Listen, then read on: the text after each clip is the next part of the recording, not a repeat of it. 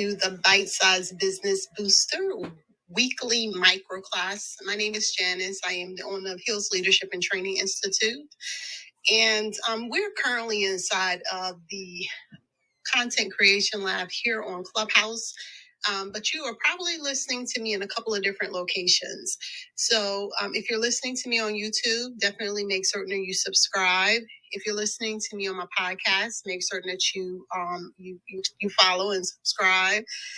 If you're listening to me on any of my other social media platforms, absolutely follow me.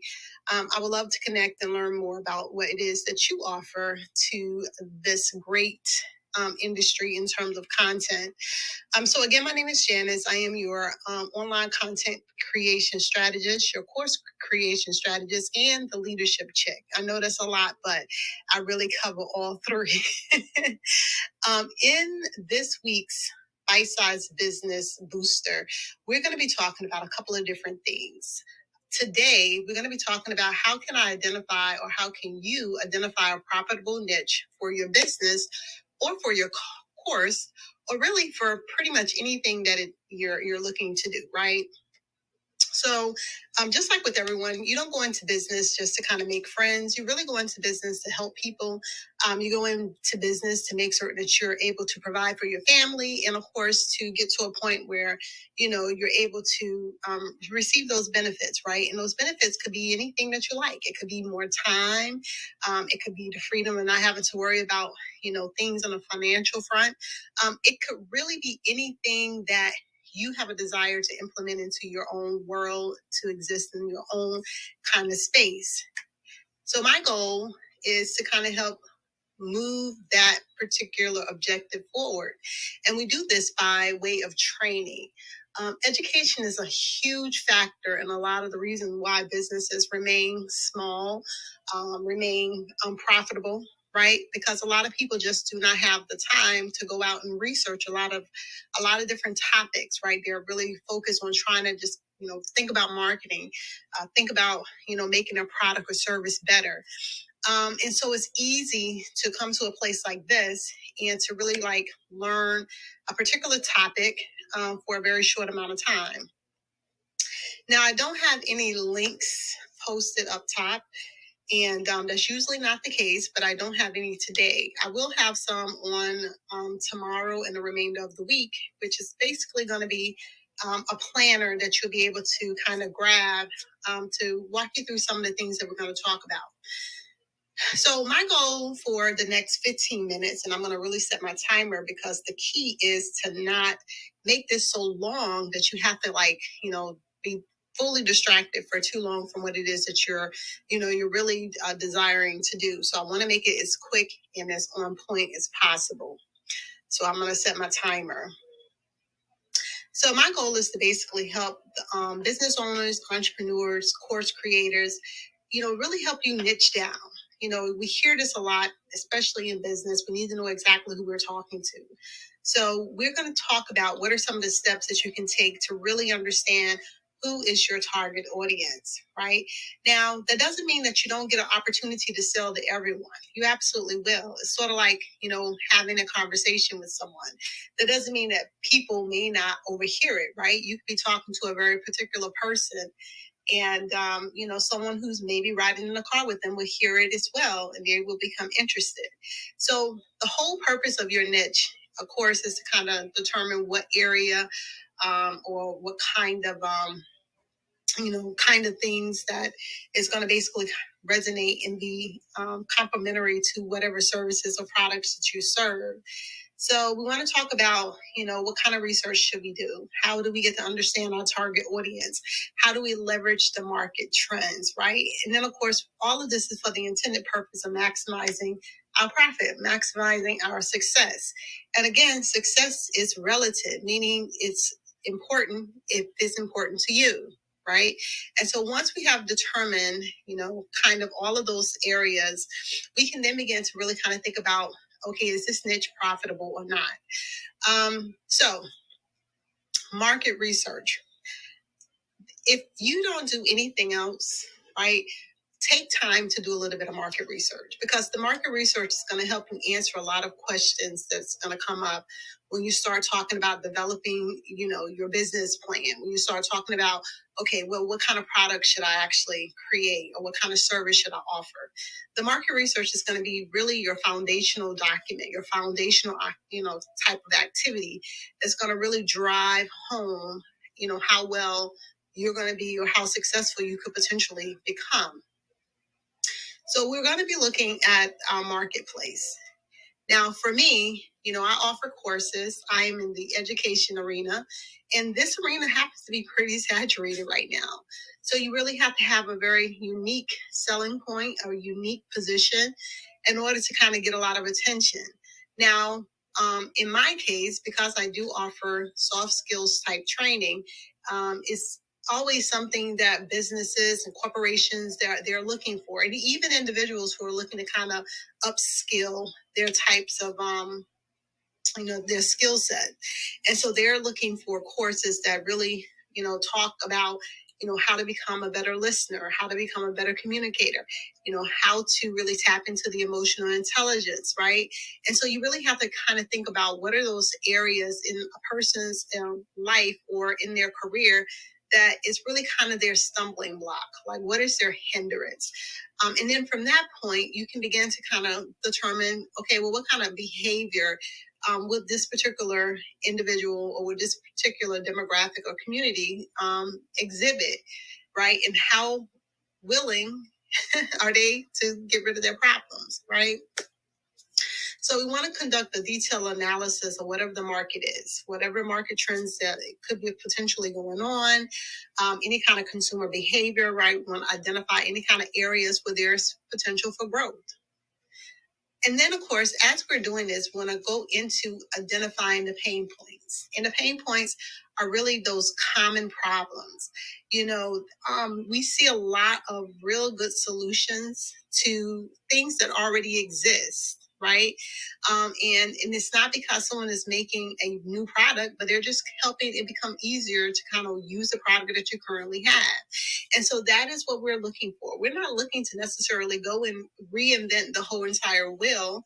We don't need to. The wheel already exists, but we could figure out a better way to get the wheel on, a particular piece of equipment. We could figure out a better way to kind of make certain that the wheel have a longer lifespan, right? We could even kind of make certain that we understand, the material and the durability of the wheel. So there are a lot of different things that we could come into play when we start talking about identifying the pain points. And so these are the problems. These are the potential areas that the consumer is faced with daily. And, they are looking for a solution, right? And that solution could very well be the next product or service that you offer.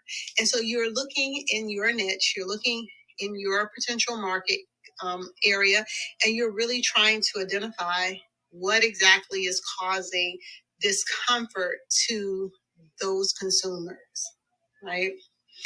And it doesn't matter what industry you're in, every industry has potential pain points. But we're not done, right, with our market research. We have another area that we want to kind of talk about. We want to talk about our competitors, right? And I don't really even like to call them competitors, right? They're really our co-business owners. They're the ones who are currently in the marketplace. They're the ones who are currently meeting a particular need of that same exact customer that you're going to want to get in front of. And so we want to look at their offering, right? What are they offering that is causing individuals to constantly seek out their services or their goods, right? We also want to look at their strengths and their weaknesses, right? It doesn't matter how well a company is doing. It doesn't matter how long they've been in business. Every single company has a strength and a weakness, because it's very difficult for you to remain absolutely perfect across the board in every single thing that you do. So we want to make certain that we understand the gaps in the market, right? And when we can see the gaps in the market, we can then begin to fill them. And that's what we want when we start talking about market research. We want to be able to fill the gap. We don't want the gap to remain open, right? You are the connector, and the connector really is the person who is going to be able to see where the current position is, and see the bridge that connects that the current position to the solution. And that solution should carry them across to whatever good or service you are offering. And that's really going to be our three major activities inside of the market research. We also want to think about our target audience, right? Now, I love this conversation about defining your target audience because it is so important. And when I talk about important in terms of your ideal customer, that doesn't mean that these are the only people you're going to talk to, but that means that as you're crafting your content, as you're crafting your correspondence that's going to go into the marketplace, that you're really taking time to think about that one person that you are really trying to connect with. And just like I mentioned earlier, just because you're sending a message to one person doesn't mean that all the other people who are in the same marketplace is not going to hear it, right? Just like, for instance, if we were in a store right now and they say, hey, we need the blue Honda, the owner of the blue Honda with XYZ license plates to come to the store. We need you to move out of the fire lane or the handicap parking or whatever the case may be. And so, at that moment, before they probably announced the license plate, everyone in the store who had a Honda that was blue was listening, right? But then it went very specific to just that individual with that license plate. And this is what talking to your ideal customer looks like. Well, we're going to get the attention of everyone in the marketplace, but the only person who's going to probably respond is going to be the person whom your actual information and content was directed to. And that is absolutely okay, right? We don't mind that. We are okay with talking to that individual and knowing that there are still other people around who are listening in. So what are we doing when we talk about target audience? Well, we're going to define our ideal client. We're going to define our ideal customer. How do we do this? Well, we're going to develop detailed buyer persona to understand the characteristics, right? To understand the preferences, to understand the need of our target audience. And all of these things are very important. We don't want to overlook this. Sometimes we jump right into trying to market and right into trying to get all of our stuff out in front of people. And we forget the fine details, right? Those little bitty details make or break our business. Okay, from defining our ideal client, we really want to think about our market size and the viability. So we want to evaluate the size and the viability of your target audience, right? Is it large enough to sustain your business or your course? Because if it's not, then your ideal is going to die on the vine. And that's not what we want. We want it to be prosperous, right? Because if it is profitable for you, you can continue to offer those great services or courses to your audience. We also have, our next topic is going to be our personal expertise and passions, right?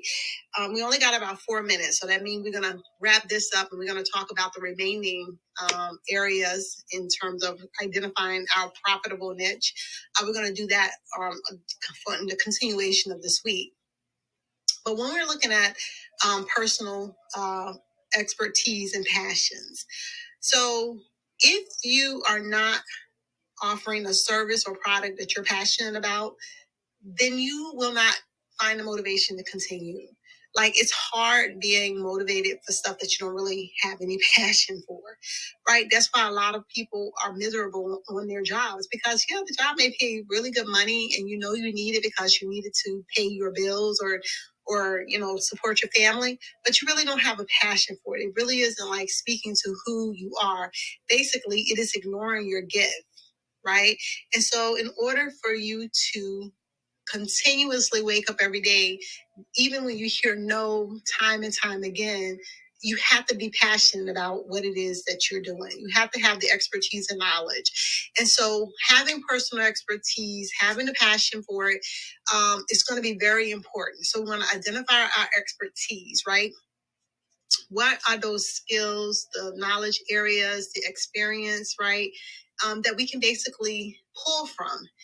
And what can we do to make it more personalized, more uniquely us, uniquely you. Now, there's always going to be an element of uniqueness to whatever you do because no one else is like you. And so you want to tap into what makes you different, right?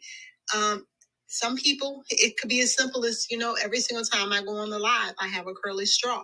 And that's what I do. That's my trademark, right? So whatever it is that makes you uniquely you, then we want to hear about it. We want to know about it. We want you to put it in our face, okay? And then lastly, we want to talk about our passion and our interest, right? And this is where we're going to end for today. But our passion, our interest. So we want to identify the niche that aligns with whatever passion and interest we have. We talked about this earlier. If you're not interested in it, you're not going to be motivated. You're not going to be committed to keep going through this for the long haul. When you run into opposition, you'll be so easy to say, you know what, that's okay. I'll do something else. So make certain that it is a passion. Make certain that it is tapping into your interest because you want it to be something that is that it's going to continuously motivate you to kind of get in there every day and do it. I was watching television and there was this lady, actually it was TikTok, and there's this lady who is like a dolphin and she traveled around in this like tub or pool or glass, whatever. And that's what she do. She swim in it. And she's like a human mermaid, not dolphin, a human mermaid. And like, it's so bizarre, but it's her passion. And so she's making money from it. So don't discount what you think is like impossible. You need to think about, you know what, if I like it, then there's someone else out there who could potentially like it. And chances are it's going to probably be a lot of somebody's who can potentially like it as well. Okay, so that covers our 15 minutes for today. So what did we talk about today? We basically looked at our market research, right? We want to analyze the market. We want to identify the pain points. We want to think about our competitors, right? The second thing we did is we talked about our target audience. We want to define our ideal client. We want to make certain that we understand what our market size and whether or not our ideal is viable there, right? Now that means you may have to expand or think about your target audience in a different way, okay? And then the last thing we talked about was making certain that we have identified our personal expertise and passion. Because if we're not passionate about what it is that we're committing ourselves to do, then we're not going to be continuously motivated and committed through those difficult times. And so we want to be committed. We want to be motivated through those difficult times. Okay.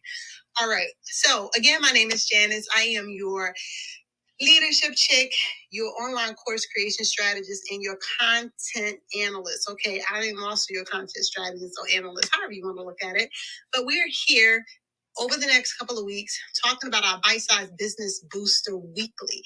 Now, if you didn't join the room live, which is okay, I'm totally not worried about anyone joining live, but I'm putting this out here so that you have an opportunity to maybe even listen to it later, to share it with someone that you really care about, who you know is trying to really understand how to get from, okay, I have my product, well, how do I get my product to my market? Right? Sometimes we have to rewind and go back to the basics. And that's what we're doing this week. We're going through the basics and we're talking about how to identify a profitable niche for your business or your course. Again, definitely check me out here in Clubhouse if you're here. If you are listening to me on my podcast, then absolutely follow. If you're listening to me over on YouTube, definitely go ahead and subscribe. If you're checking me out on any of my social media platforms, I would love to be your friend. Please go ahead and follow me, and we will definitely continuously put out amazing content. Okay. Again, my name is Janice. You guys take care, and I will see you tomorrow. Bye.